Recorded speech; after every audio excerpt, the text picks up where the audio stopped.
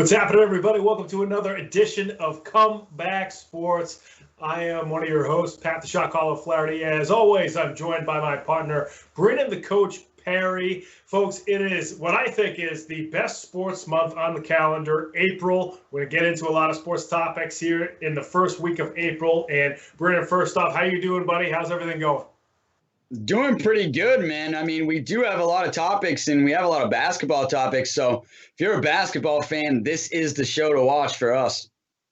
Absolutely. We just had the national championship, some crazy Final Four games, then obviously a national championship that not a lot of people predicted. So we're going to get into that in just a minute, folks. If you want to follow us on social media, you can check out our Twitter handles at the bottom of the screen right there for both Brandon and I. You can also follow Ben Kudo, our producer, at Ben Comeback. And that's the Comeback Sports Twitter handle you can check out. And also, if you like this show, make sure you subscribe to Comeback Sports on YouTube. It always helps us when you subscribe. And then you can catch all the YouTube videos from Comeback Sports, the full shows, the cut-up segments from the shows. Make sure you check that out and subscribe for us on YouTube. So we're going to get right into it. Once again, like I mentioned, I think this is the best sports month of the year, April. You got the NCAA Finals, sometimes the Final Four. You also got the Masters coming up. We're going to talk about that as well. You got opening day in baseball. You got sort of towards the end of the regular season of hockey and basketball in the NBA and the NHL. And, of course, you have the NFL draft. We're going to get into a lot of that in this particular show, but throughout the month of April, those are a lot of the topics that we're going to be discussing.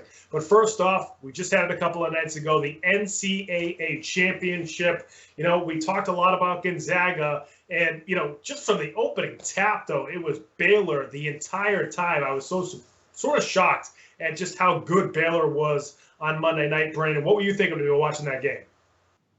I mean, I wasn't shocked, to be honest, just because Baylor has been so hot over their last few games and they've just come out hot. That's been their story. They come out hot and they just play tip to tip. And I think they came out and kind of barnstormed Gonzaga and threw them off their game, which was huge. We have a team that's undefeated, really hasn't stumbled much except for maybe the game before, really, where they were on the ropes a little bit, maybe down by 10 or 14, I think, earlier in the tournament, and they came back with Suggs just going off.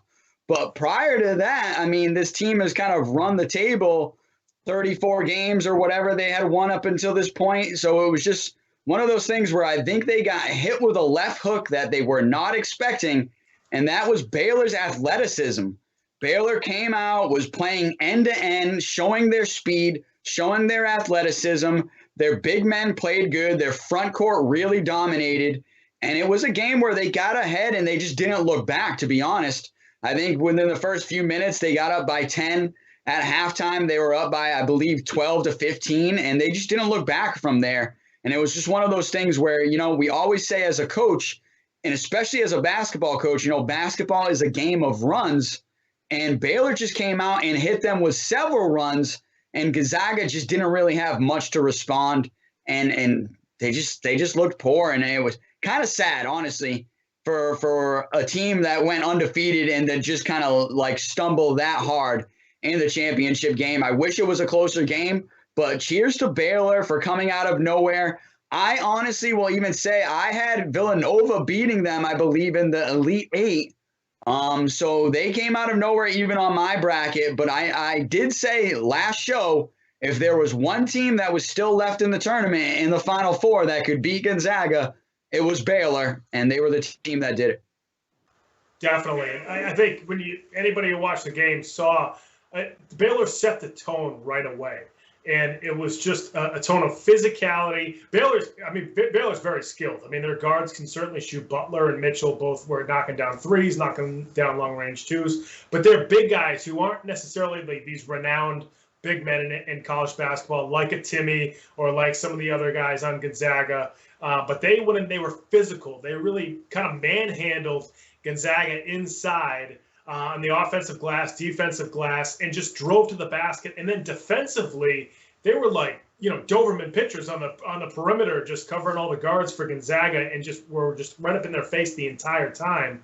And, you know, that combined with the fact that Gonzaga just looked like they ran out of gas. I mean, they had such a tough game in the Final Four. We're going to get to that in our next topic. But Gonzaga just looked like they just didn't have the energy in that first half. And then they just never caught up. I mean, Baylor had a 9-0 run to start the game. And for a team that's undefeated, somebody starts off the game 9-0, and not just the score, but just the way they did it with the physicality and the intensity. That's a tough blow to come back from. Like you mentioned, Brendan, it's like a left hook to your jaw that it's just hard to come back from that. I thought Gonzaga, for a certain portion of the game, looked like they were starting to charge back. But one of the things I noticed, and I think it was more towards the beginning of the second half, was that Gonzaga is really good in transition. And there were times when Gonzaga would actually create some turnovers against Baylor. Baylor didn't turn the ball over a ton, but early in the second half, they started to turn the ball over. And I thought that's when Gonzaga would start to chip away at that deficit. But you go back and watch the game, every time Gonzaga created a turnover, they didn't capitalize on it. They would steal the ball away, and then they would miss a shot, and it would be a long rebound, and then Baylor would come right back. Or they would, create a 24-second violation where they get the ball back from Baylor, and then they would go down the other end of the court and they wouldn't score. They'd have them take a bad shot, or they'd try to just score right away. And I think that was the difference in the game as well. They didn't take advantage of the opportunities they could have had in that third quarter.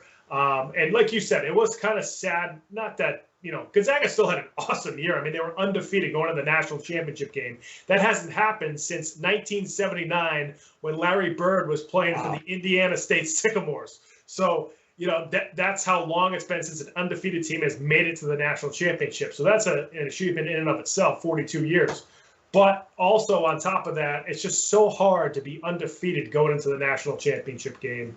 And I think you saw the exhaustion on Gonzaga and how much of a toll being undefeated going into the national championship takes on a team. Yeah, no, I agree. I think that many games and that many wins, at some point you're bound to stumble. And honestly, as a coach and, even as an analyst, you're hoping that stumble comes earlier in the season at some point, maybe midway through the season, and you can use it as a wake-up call, especially as a coach, to say, hey, clearly we're not the best. We still have things that we have to fix. But I mean, and I'm not saying that Gonzaga stumbled or there was bad coaching. I just think, like you said, cheers to what you said. It's just that many games, that much success. Eventually you're going to have a little stumble, and it just happened to be in the championship game. And obviously when it's the tournament we're talking about, it's just one game and you're done. It's not like the NBA where we're talking about a series. If this was a series, I would take Gonzaga over Baylor. I bet Jalen Suggs would just rise up in the 7-game series and probably beat Baylor. But we're talking about one game alone, and Baylor just really came, and they came hot in these four games in the Final Four. They were playing really hot and playing really hot at the right time, and they won the title. So cheers to Baylor, honestly, for bringing I believe the first men's national championship to the school. So cheers to Baylor for coming out and shocking the world.